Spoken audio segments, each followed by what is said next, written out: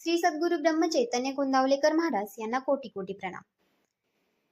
मृत्यू ही आपल्या शरीराचा शेवट असतो, पण आत्मा अमर आणि अनंत आहे, असे गोंदावलेकर महाराज सांगतात।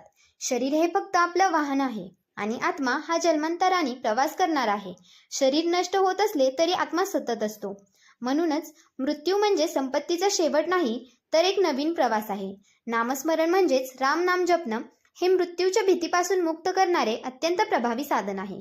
जेव्हा माणूस सतत राम नाम जपत राहतो, तेव्हा त्याला मृत्यूच्या वेळी मन शांत राहण्यास मदत होते आणि आत्मा शांतीचा अनुभव घेतो।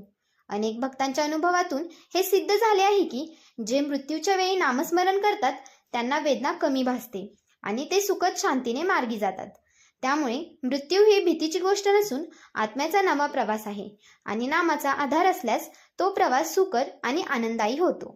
म्हणून आपल्या दैनंदिन जीवनात नामस्मरण नियमित ठेवणे अत्यंत आवश्यक आहे, जेणेकरून अंतिम क्षणी मन निर्मळ आणि स्थिर राहील आणि आत्मा मोक्ष मार्गावर अग्रसर होईल। अशाच माहितीसाठी आमच्या चॅनलला लाईक करा, शेअर करा आणि सबस्क्राईब करायला विसरू नका। धन्यवाद।